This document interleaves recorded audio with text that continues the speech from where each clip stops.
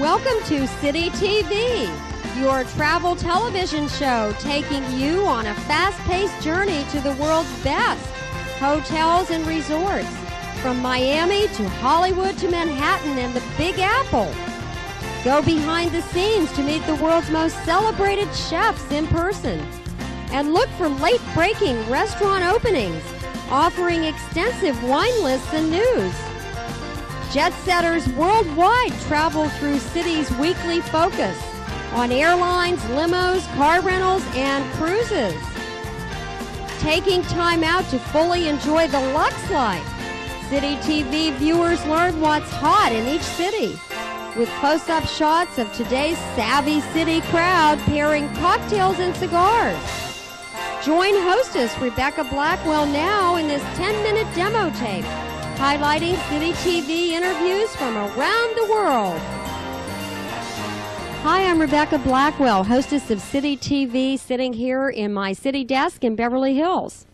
For the past 5 years, City TV has been traveling nationally and internationally, answering the questions that travelers ask. Where to go? What are the best hotels and resorts in that location? Which chefs and restaurants should you try? And then there's the question of how to get there. Airline, ship, train, limo, car. City TV features select wines and cigar bars sweeping the nation right now, and the return to the cocktail and premium spirits. Your travel questions are answered in an entertaining, informal interview format.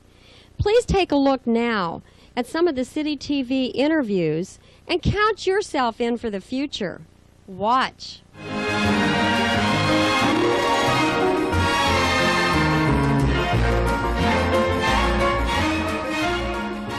I'm joined now in the lobby of the Fontainebleau Hilton Hotel in Miami Beach with Lisa Cole, who is the Director of Public Relations. Lisa, it's legendary. When you think of Miami Beach, you definitely think of this hotel. And I would like to ask you to share with us some of the people that have been here and the experiences of the years that have made it so legendary. Well, this is a very legendary place, I think, if the walls could talk. There has been some exciting things that have taken place here at the Fontainebleau Hilton for the last 43 years. The hotel was built in 1954, and Ben Novak was the original owner, and he really created what they call a chateau, the curved building. It's a very famous building, and if you ask anyone anywhere in the world, where's the Fontainebleau, they'll say Miami Beach. And they'll also refer to the curved building. That's correct. It's really, it's a unique, it was very controversial actually when it was built, because the architects back then, everything was very boxy. So when they did that, it was a big, that made publicity in itself. I think the most famous of people who have stayed here are, of course, Sinatra and the Rat Pack. You had Jerry Lewis, Dean Martin, Sammy Davis Jr., Peter Lawford, Anne Margaret, and Judy Garland's performed here. So this was the place for those kind of celebrities. Did they perform in your showroom here? And do you currently have a show? Yes. The showroom is now called Club Tropicala, but back then it was known as the Laurent Room. This hotel has always carried on with exciting events like the Miss Universe, which was here back in 1960, and it's back again now. And it's been here since the 60s. I know that the pool area is gorgeous. It's beautiful. Well, our pool area in our hotel has always made a statement, and when Mr. Muss, who is the current owner of the hotel, purchased the hotel in 1978, he decided, let me make a new statement with a new pool, and he built this magnificent pool with the waterfalls, and it's a clover-shaped pool, and everyone really loves that, so it's everyone from up north especially. Well, you know, I'm from California, and I have to say I was out in the ocean, and it is warm. It was just so beautiful, very warm. A lot of water activities and fun out there. Well, it's very delightful. The weather here is really one of our #1 reasons for people to come, and our beach. And in fact, we've just done an expansion of our beach, and so we have a big wide beach and beautiful white sandy beach and beautiful ocean and beautiful pools. So come on down. Well, this is the resort. It's on Miami Beach, and if you haven't heard of it, you must not be alive.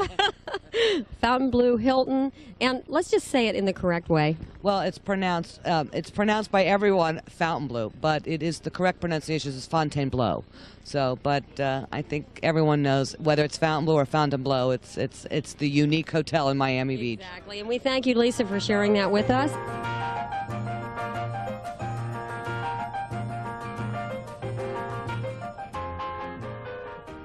City TV has made its way to Miami Beach, and here we are at the South Beach Brasserie, and the owner is standing right beside me. You may recognize him, Mr. Michael Caine, and welcome to City TV. Oh, thank you very much. Welcome to Miami. Well, Mr. Caine, you have restaurants. Many people out here may not know that. You have many restaurants. I have 5 restaurants in London, in England, and but this is my first restaurant in America, so it's very important to me. How does it feel to be in the restaurant business in South Beach? South Beach for me is I mean, the reason I'm here is because for me, South Beach is a coming sort of place. There are some cities that are going and some cities that are coming. South Beach is coming. City TV is headquartered in Los Angeles. Yeah. And I really felt all the energy when I came here. It's one hotel after another, all the night spots, and how would you describe what you were trying to achieve? Well, I'm trying to achieve what I think, I built here a restaurant which is doing, as you can see, extremely well for the present moment. But what I'm trying to achieve is a restaurant which is right for 5 years' time here.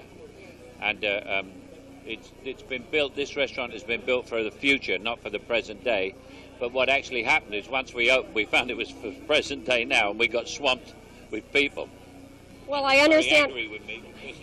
He's always angry with me because there's too many people, because he's trying to keep up in the kitchen, and the kitchen is the toughest part. Well, he said Valentine's Day here was just swamped. Yeah, we did 600 people in 4 hours in the evening, you know, so, and that's tough on a kitchen.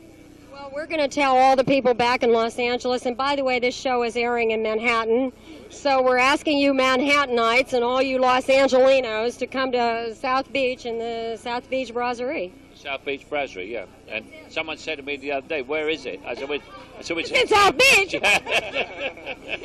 We should close on that. We'll close on it. We can't do better than that. All right. Thank you.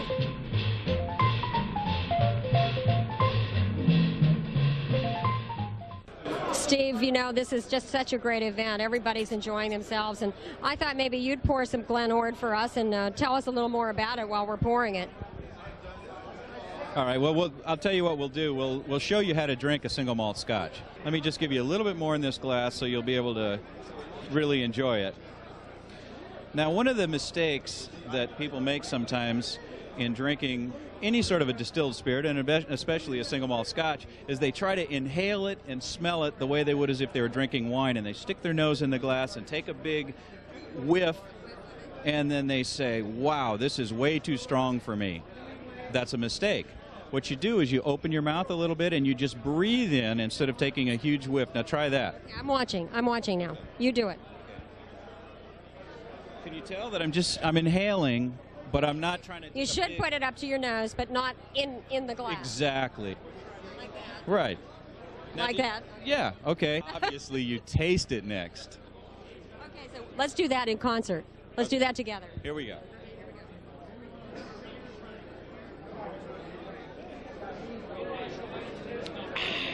Isn't that great? That is great. We thank you for that demonstration. Okay. And cigars are next. And we thank Glen Ord for that demonstration. And the cigars are next. We're going to be giving demonstrations on lighting the cigars. We'll move around here. We'll do that.